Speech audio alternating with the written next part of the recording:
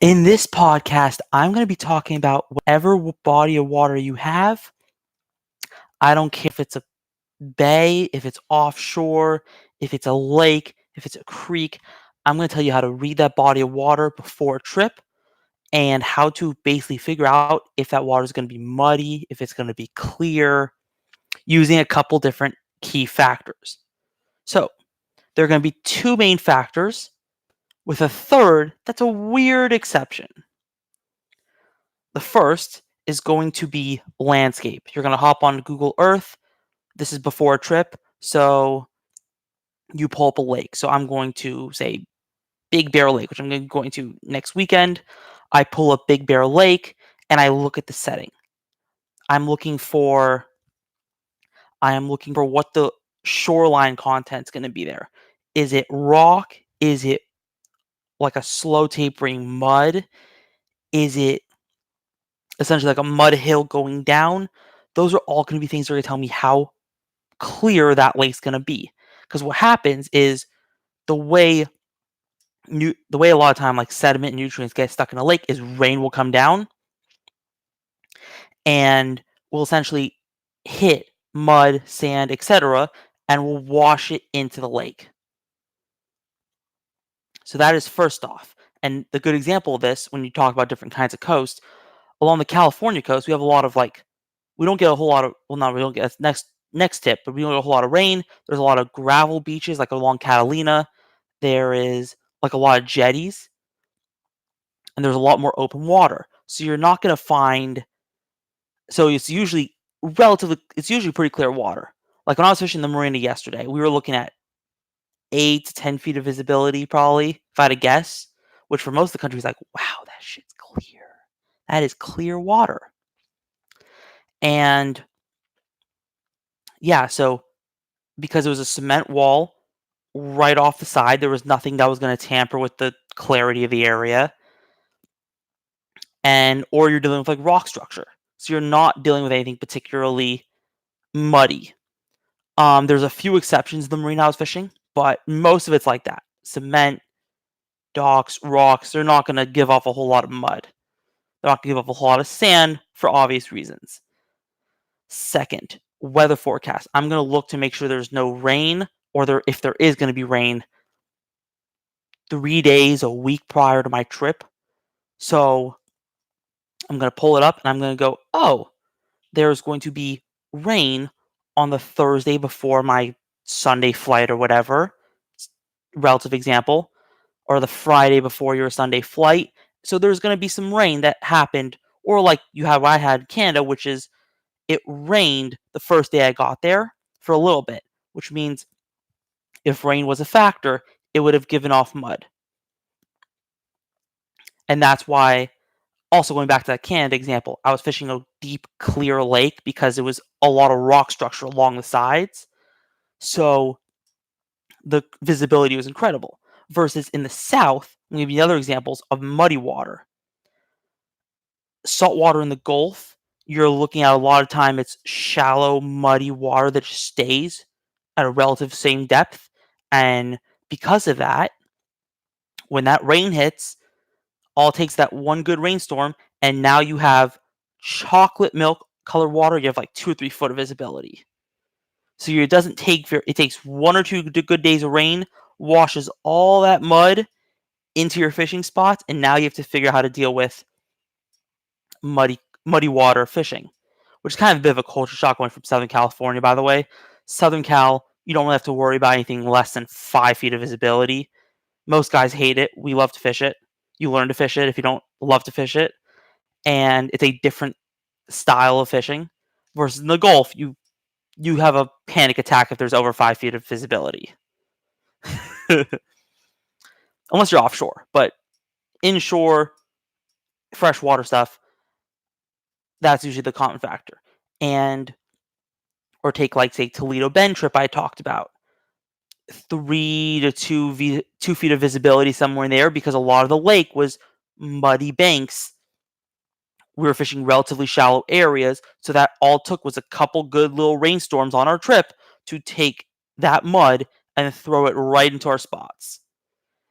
Third, but not very applicable. I have seen it though, so I am gonna talk about it.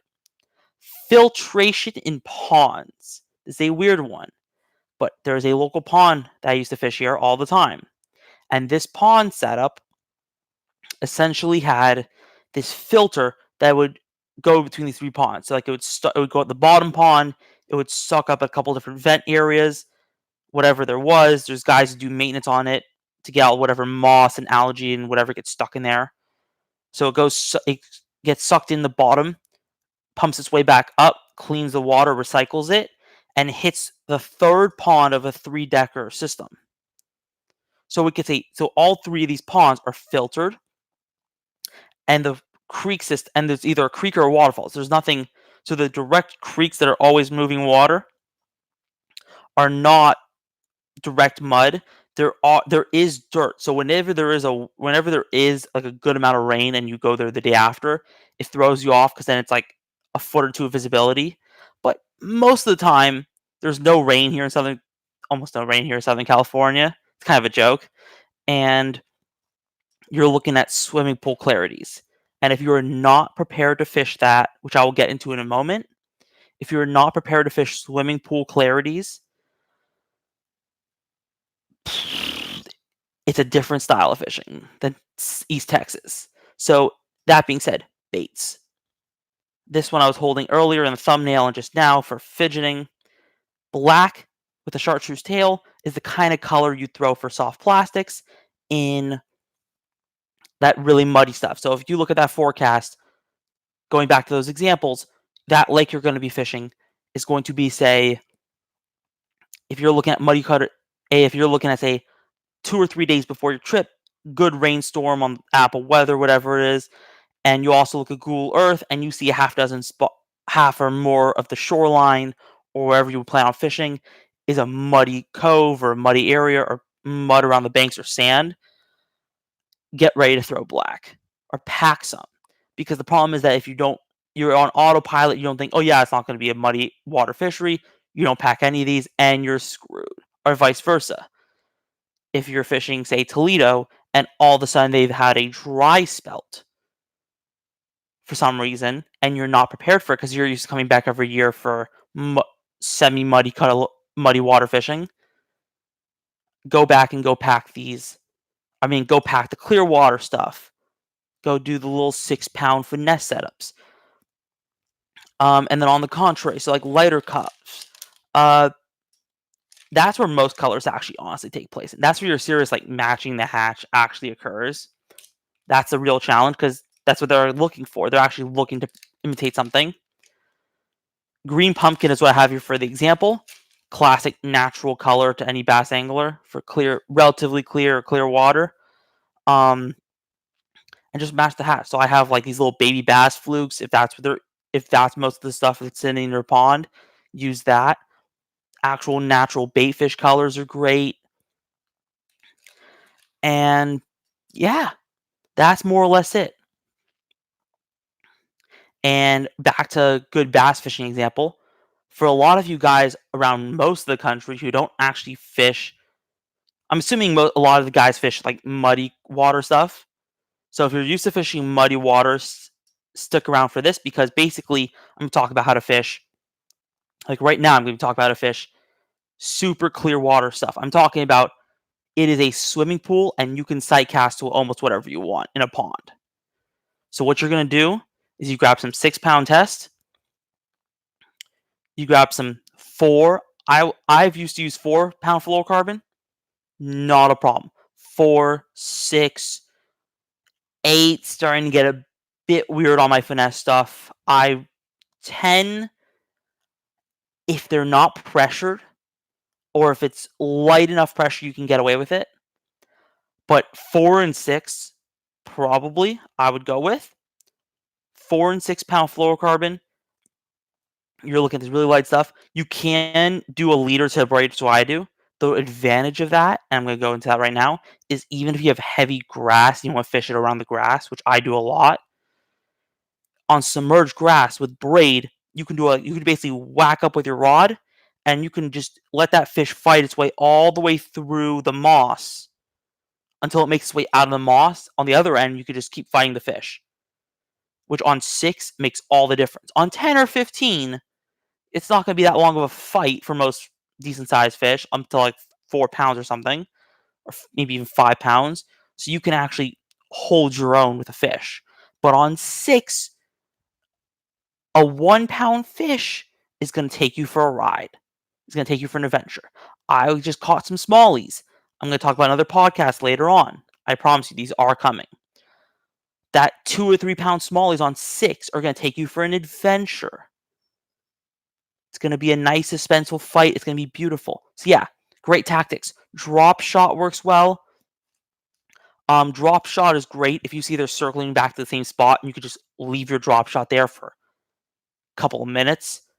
I wouldn't even be afraid to go 5 minutes of just leaving my drop shot in the same spot because they may get spooked, flee off, come back in. Don't even think about trying a spinnerbait, crankbait. They're going to just get scared of it. That is how clear of water I'm talking about. I'm talking about clear pressure water. Drop shot works well.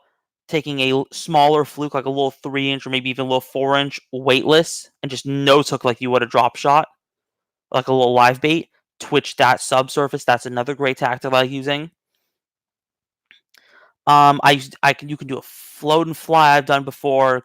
Caught some fish on it. What else? Basically, like the really finesse stuff. No more than like an 1/8 ounce, even in deeper water stuff. You could fish you can get with 1/8 ounce drop shot in 15 foot of water. If you're careful in a lake, you could do that. Yeah, so that is what I would do for super clear water. And on the other way around, have fun. If you're used to super clear water and being stuck in this little prison of I don't know what to use because I'm not using my little finesse stuff, go the opposite. Because a little 3-inch natural bait, for us who are used to doing that, I made this mistake a couple times going to Texas. The 3-inch fluke, a lot of the time, the problem that you have is it's such a small little bait and such a natural little bait that's very hard for them to find in clear water. But if you get, now you can start having fun, mess around with that spinner bait, swim jig, basically everything else the rest of the country actually gets to use. So yeah, switch it up. Be prepared to throw those really finesse tactics if you're not used to it. Pick up the spinning rod. It will make sure that you actually catch fish on your trip. All right, guys. That is how you fish different kinds of water clarity. That's how you read water clarity. Hope you have great trips wherever you go. Catch some nice bass, catch some nice reds or whatever you go for. Take care.